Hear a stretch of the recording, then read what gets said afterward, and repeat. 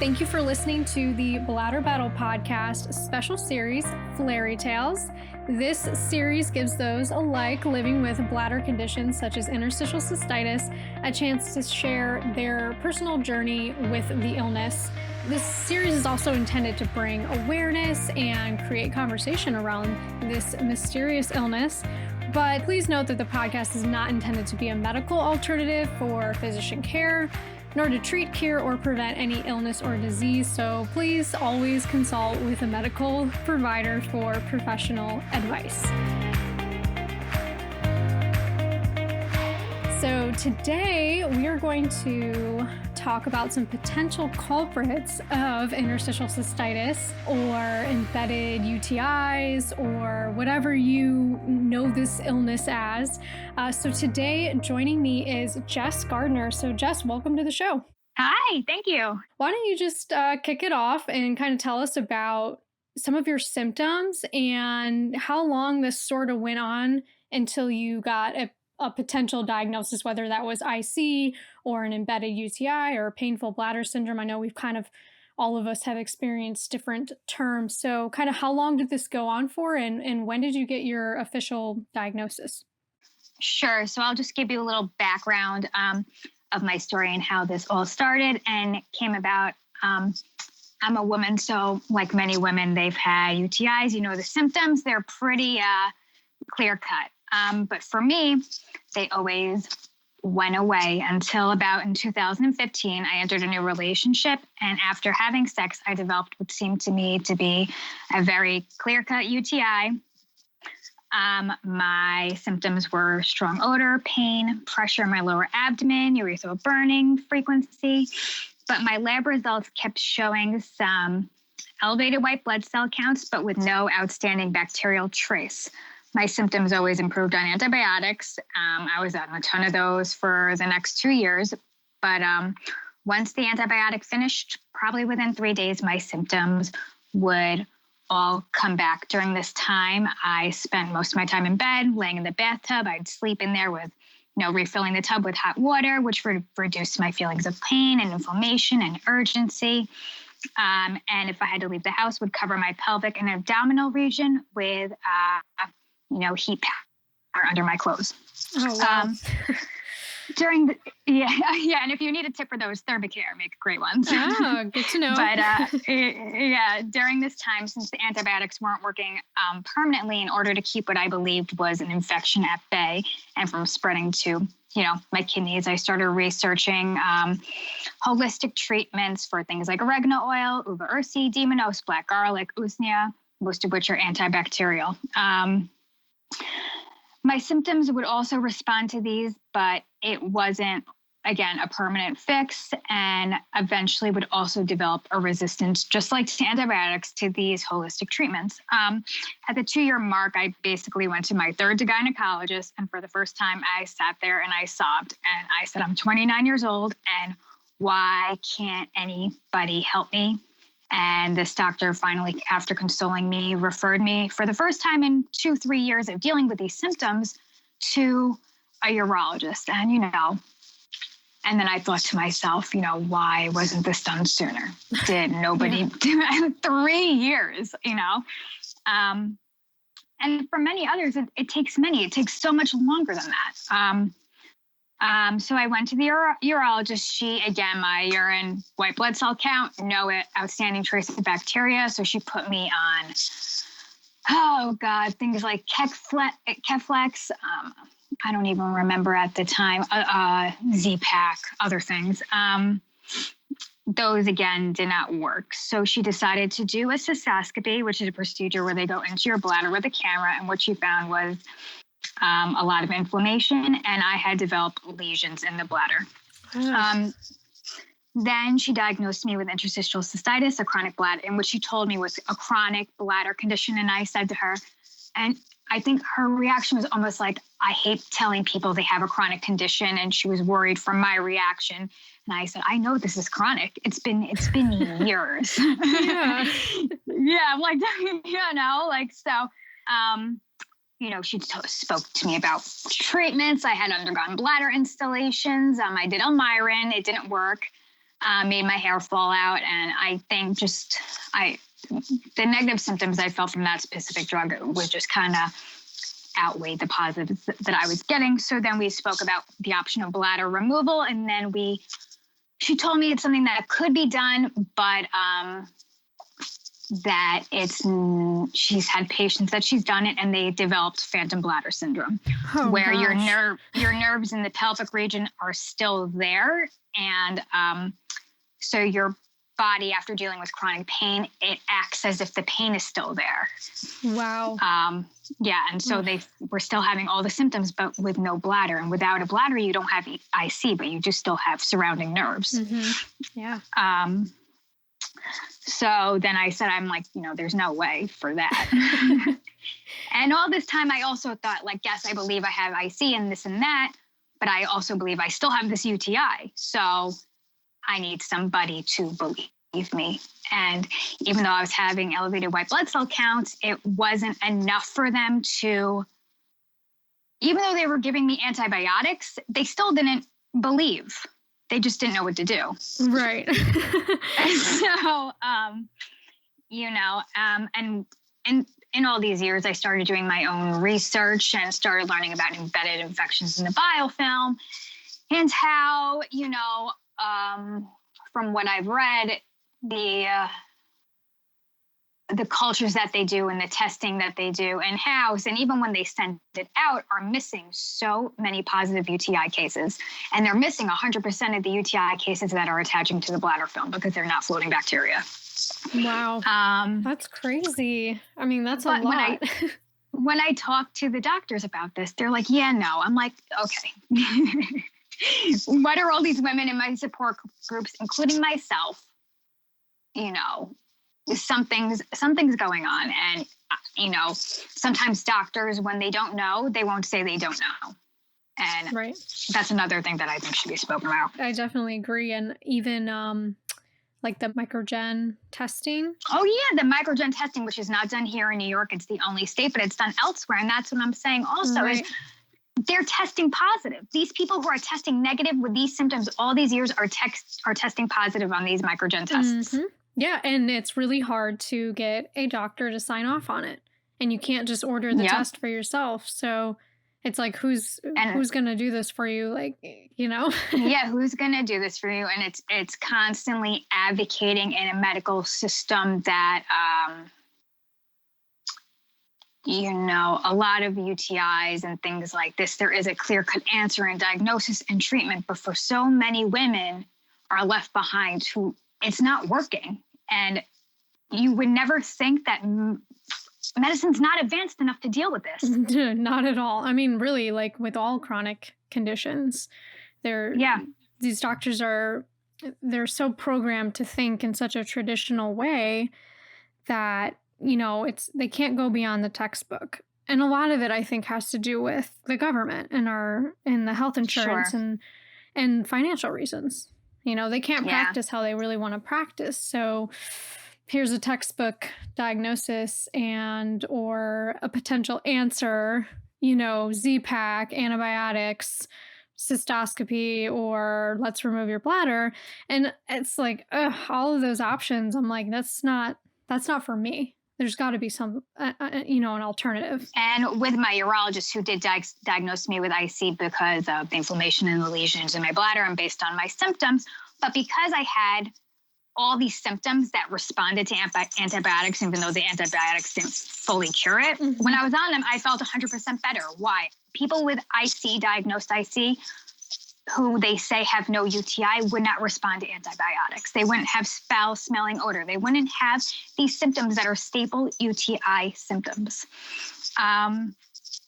During this point, I ended up going to rheumatology because years ago, prior to this, I was also developing fibromyalgia, was not diagnosed yet, but a few months after my cystoscopy, my doctor said to me, she's like, do you have fibromyalgia or any other chronic condition? And I said, I have symptoms, but no, I'm not diagnosed. And she told me, get ready. And I said, what do you mean? She said, if you have one, you have many. And I was just like, well, all right. And I had already had fibromyalgia symptoms, so I knew something was up. But again, it's the process of years and years of documenting your symptoms and getting a doctor to rule these tests, whatever tests you need, whether it be MRIs and this and that, to rule out everything else.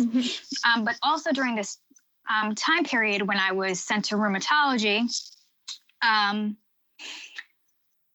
told her about, being diagnosed with interstitial cystitis and what I felt was actually going on, because, I figured it's a new doctor, maybe they'll hear me, even if this isn't their specialty. So she said, I'm going to run I'm going to run a urine sample on you, and I'm going to send it to the lab for, I think, a week. They had it tested extended period amount of time to see what would grow.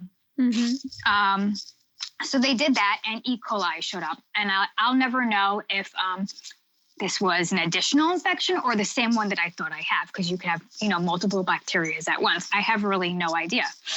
But I told her at this point, I feel like I had become resistant to most antibiotics. She said, I'm going to put you on something you've never been on. She put me on a broad spectrum, ciprofloxacin for 2 weeks, and all my symptoms were gone. And they stayed away for the next, until this year. I mean, I still had interstitial cystitis flaring, but I realized when these symptoms went away, the odor, the pressure, the frequency, which when you have, a UTI, is awful. Yeah, and you just know, because your story, it's so similar to mine, that when it's a UTI, and that's what I used to tell my doctor. I'm like, it's an infection. So I would, I've tried all the antibiotics, but Cipro was actually the one that worked best for me. So, I did a course of that for 10 days a couple of years ago. And, now I just have the flares, and I manage that with herbals and alternatives and things like that. But it smells bad. It burns. You're like, you're surprised that there isn't blood. That's what I used to say. Absolutely. I've had UTIs where I've had blood, and it's like, and it would be so weird because during all this too, when I had because I think about it, if you have a UTI for a week or so, it's causing inflammation there. Imagine having one for multiple years, the damage that it's doing, which is what I think caused my IC. I think it aggravated the nerves, it aggravated the lining, it caused chronic inflammation. So now if I drink a lot of coffee, if I eat acidic foods, if I'm majorly stressed, I'm flaring. Or if I get a UTI, my IC symptoms will flare worse, which for me, IC is only urethral burning. A UTI for me is way more than that. Yeah, and you probably feel, so for myself, I used to feel pain in my kidneys, and mostly my left one. And I don't get that symptom at all now. It was only when I really truly felt like I had a UTI, and I would go and get tested, and it would always come back negative, but with high leukocytes, so white blood cells. And it's like, come on. That's like you have inflammation and an infection 101. That's a given. But and then when I speak to my urologist, and I've had two, and I now see, instead of my just urologist, I now see a urogyno, because I have since been diagnosed with pelvic floor dysfunction, vulvodynia, all those things. They all just start coming one by one, and the pelvic floor dysfunction, it's so interesting, because I didn't really have symptoms of that until I kind of just went into a chronic flare. So I always have little symptoms of, painful urination and things like that. But now my hips burn, and my tailbone hurts, and I just feel achy. I feel like I'm 80 years old sometimes. I'm like, I can't even get up, out of a chair if I sit in a position too long.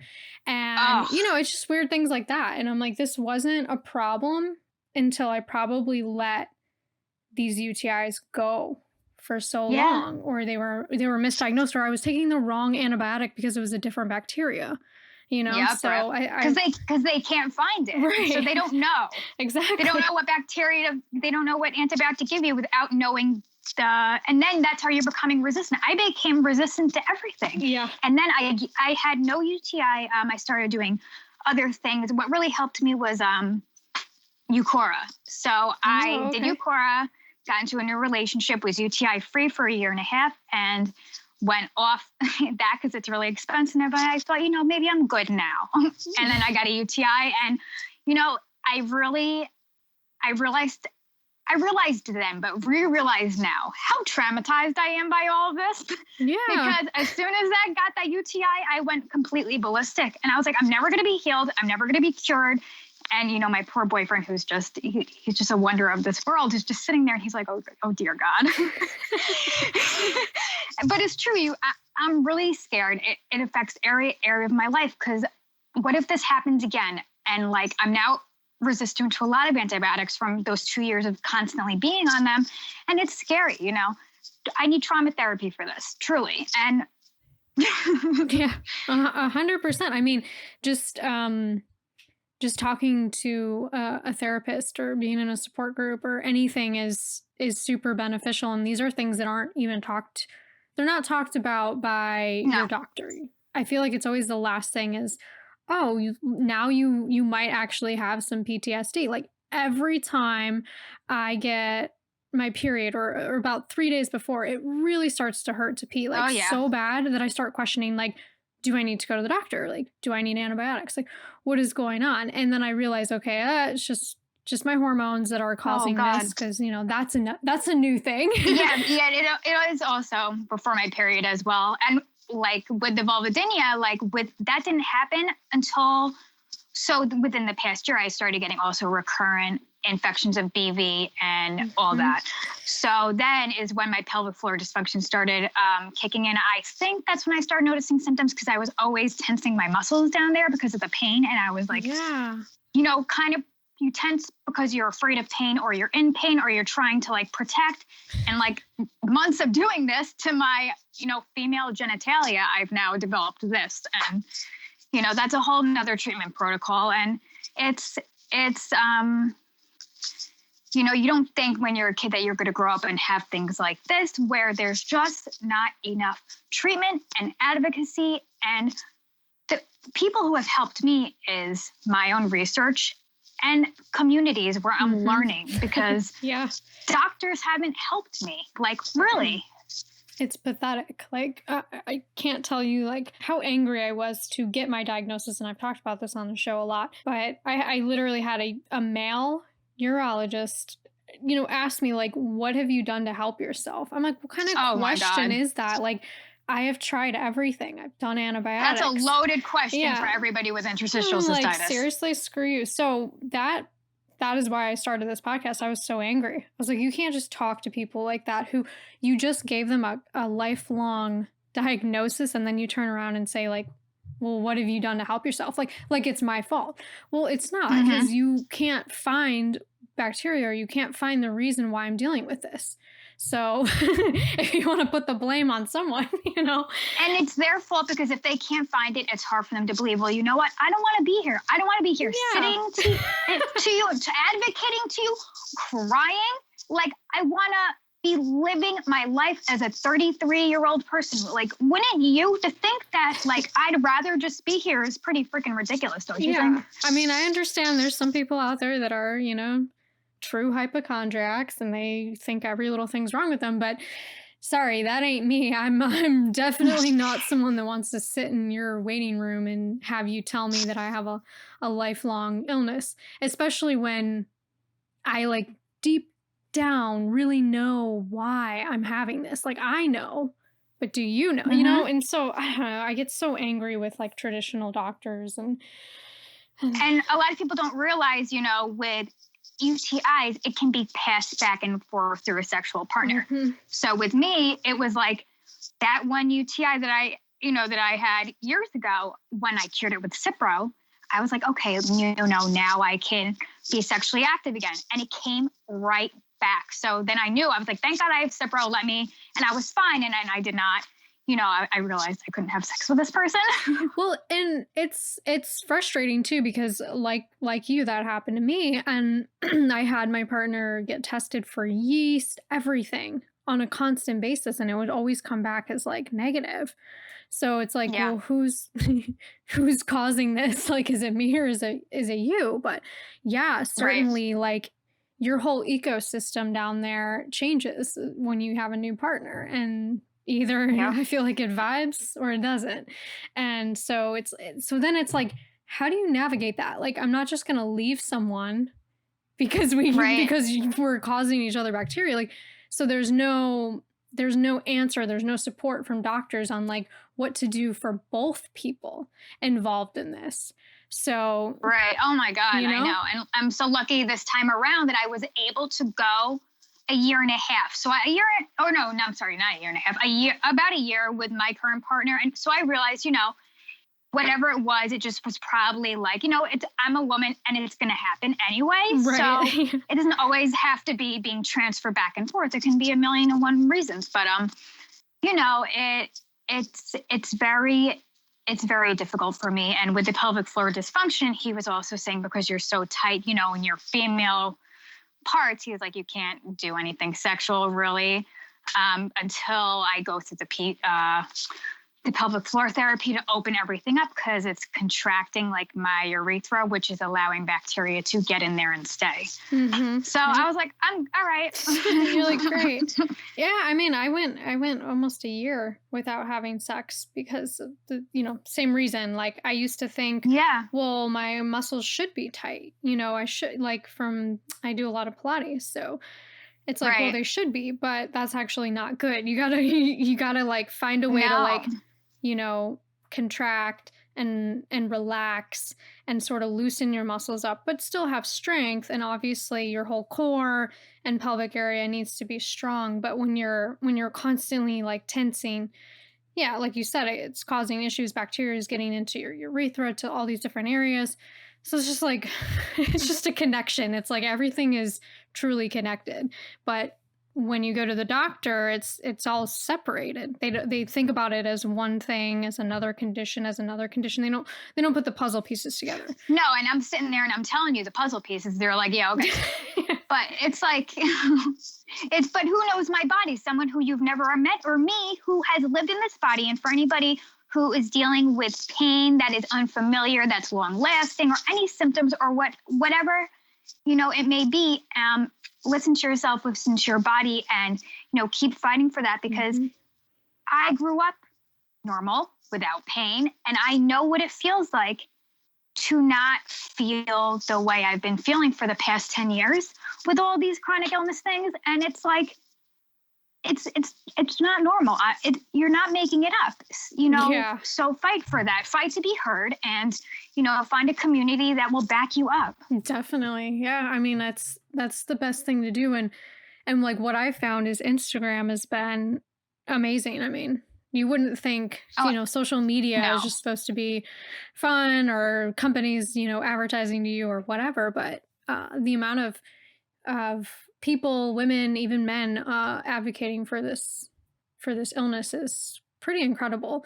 So, and that's how I found all of my guests so far. Absolutely. Through Instagram. So it's really important to make sure that you are kind of partaking in that community, because I will meet people who maybe are a little bit older and they're not using social media. Maybe they'll watch a few YouTube videos, but that's it. And they feel really lost. And so, or they're just on Facebook, and there's a lot of support groups on Facebook that I'm like, oh, Lord, like some of the things that are being said are just not good, or it's negative. And, but I see a lot of people's questions, and they're like, I'm burning really, really badly today. Like, what can I do? And it's like, I'm like shocked. I'm like, how do you not have a plan? But that's not their fault. That's the fact that like I walked out of my doctor's office without a plan. The only plan that was put in place was you should try pelvic floor therapy, and it's $200 a session. Okay, great. Thank you. Isn't having a chronic illness extremely expensive? Also so expensive. Let me just add that in. Yeah, and then and then on these support groups, like I'll suggest herbals and all these things, and then I'm like, gosh, I just like told them to buy like $200 worth of stuff. Like it's true. My herbal supplements cost me upwards of like when it's really like so. I have to pick and choose with my flare what herbs I'm going to take, because if I were to take them every day, I'm taking upwards of 40 pills. Yeah. Number one. Number two, I can't afford $600 a month. These things are super expensive. So I have to pick and choose what I'm going to battle and what I'm going to deal with and what I'm going to spend my money on. And, Yeah. it's really unfortunate that all these things have to come out of our pockets and that there's nothing. I know. Well, and even with our, our health insurance. So with like Medicaid and even Medicare, there's all these supplemental benefits out there that are really like starting to change. So, they're adding nutrition benefits or a gym membership or all these things. Why are we not getting those? I'm all for, yes, let's keep our seniors healthy. Like, let's keep them active, like less heart attacks. Come on. But why is that not part of our health insurance now? We start young, like, come on, so it's so frustrating. I'm like, there's just so many, our whole medical system and health insurance, all of it is just so broken. Yep. It's so broken right now. Yes, it's terrible. And, once you get a chronic illness, and I hopefully like you don't, but if you do, this is something that you will realize extremely quickly, that it does not work in our favor. No. You go through the stages of acceptance 100%. And I think a lot of people don't even know, what all the stages are. But yeah, you're going to be angry for a while, and then you're going to be really depressed for a while. And then you're going to be like in the bargaining phase where you're like, okay, like I made some bad choices in, 2002. I'm not going to do those anymore. Is this karma? And I think about that all the time. I'm like, my goodness. and I really believe in that. But it's like, this is just. Me too. I know. I've said that to my boyfriend on some of my worst days, and I'm sitting there and I'm crying from the frustration. I'm like, I did this to myself. And I used to be, a drug addict. I used to be an alcoholic. I did a lot of bad things to my body. Mm-hmm. And I did things I shouldn't have done in general. And even though I eventually, before all this chronic illness stuff, healed from that, I feel like on my worst days when I just don't have my head on straight, is this payback? Because I know I didn't get sober for this shit. Right. But it is what it is. 100%. Yeah.